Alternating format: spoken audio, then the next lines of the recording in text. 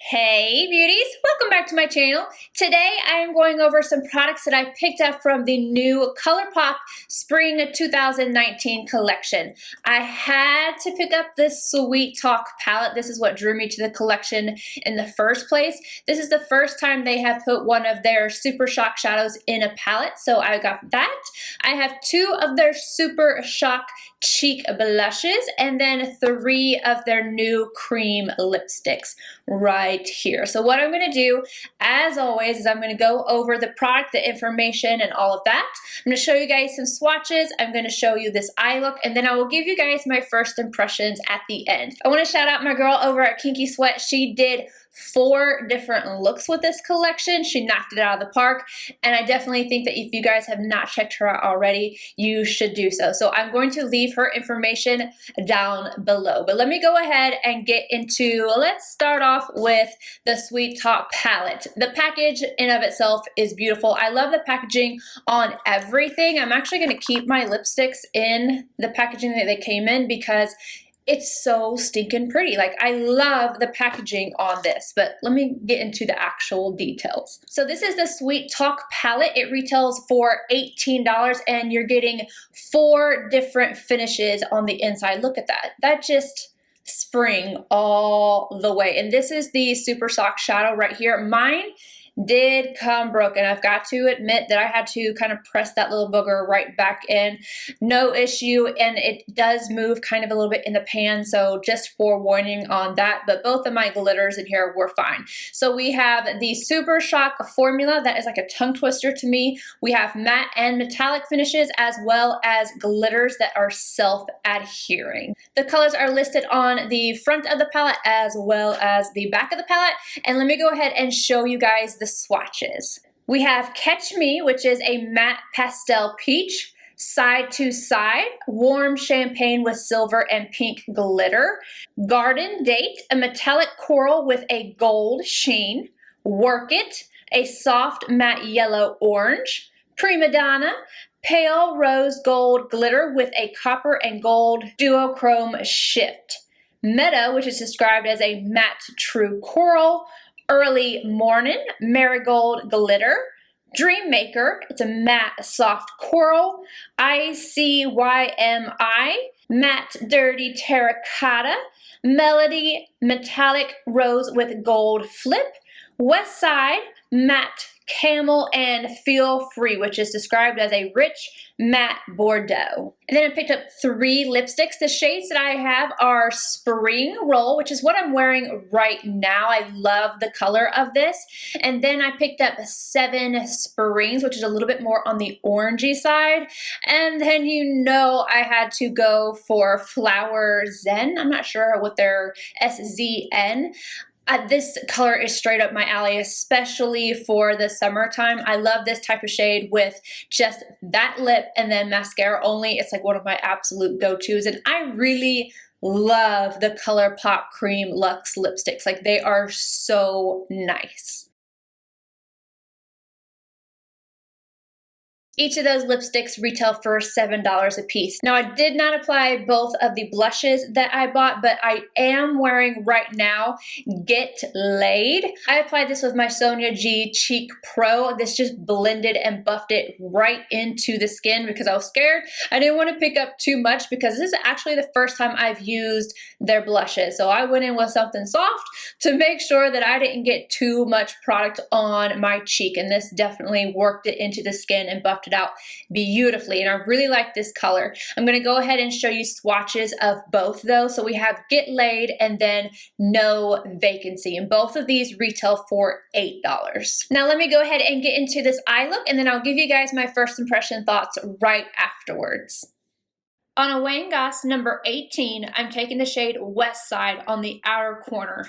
As you can see, this has a lot of pigmentation, so I only have to dip into this once, and I am slowly working this into the outer corner, pressing it into place, and then blending up in small little motions because I don't want to get this too dark into the crease area. So I'm working it upwards and then into the crease, but only about 3/4 of the way in because in the front portion, I want to use a different shade.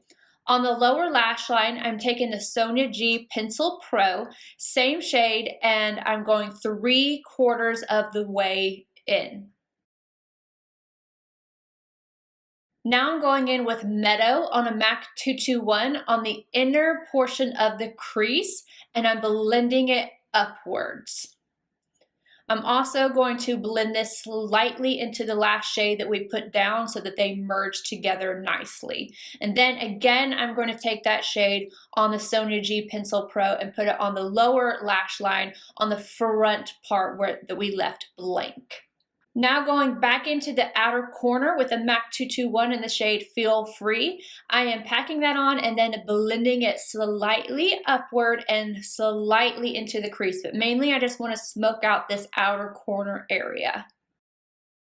Sonia G Builder 3 and Prima Donna, this beautiful glittery shade. I'm taking that and I am just pressing it onto the lid all over and then slightly over the last shade that we put down. I think this worked beautifully with the brush, but I want to try it with my fingers as well. So I'm just going to take my ring finger and stamp a little bit more on the lid. Now for the inner corner, I try to apply side to side with a MAC 242.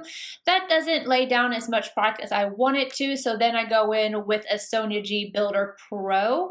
That still wasn't adding as much as I wanted, so I lastly took my finger and I had to use my pinky finger to kind of stamp this into place right on the lid, the front portion, and then into the inner corner. And then I kind of just wanted to check out and see how the MAC 228 worked, and that worked really well to add just a little bit more on the inner corner. I know I am super blingy at this point, but I'm okay with it. To highlight my brow arch, I'm going in with Catch Me on a MAC 242.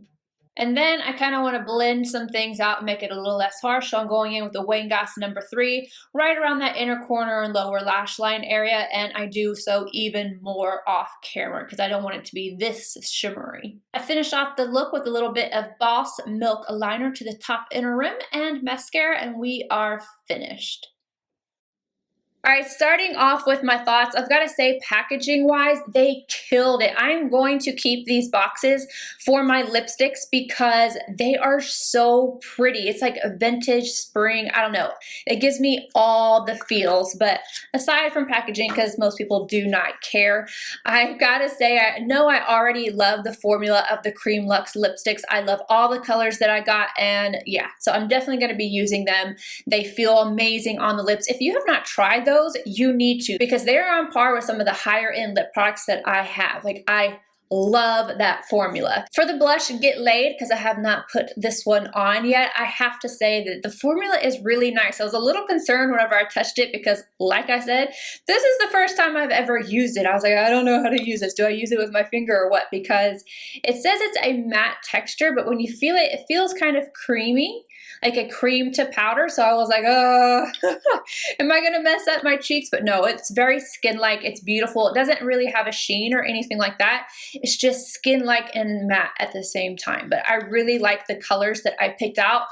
This one is gonna be more for like when I don't have a big thing going on my eyes. It's definitely more on the pink side, but I really love the one that I'm wearing right now. Now for what you guys actually wanna know about, which is the Sweet Talk palette. Now this is not considered an eyeshadow palette.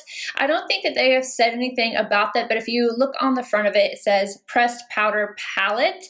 Some of these are not really going to be recommended for the eyes. Those pressed glitters, especially the one that I have on right now, they're pretty chunky and they can be a little messy. So I doubt that these are intended for direct eye use, but you're gonna have to do that at your own risk. I've never really had any problems, but that's what you say right before you cut your eye with glitter. So that being said, you were warned, at least by me, not by Colourpop. I really love this glitter shade in Prima Donna. Like I said, this is the one I'm wearing right now. I think it is stunning. It applied really well with the Sonia G, which brush is this? This was new to me. The Builder 3, I absolutely love this brush and it packed it on really well, but then I went in with my finger just to see what the difference would be. So you could use this with a stiffer brush or a more dense brush and apply it, or use your finger. This one right here is it's not as chunky as this one.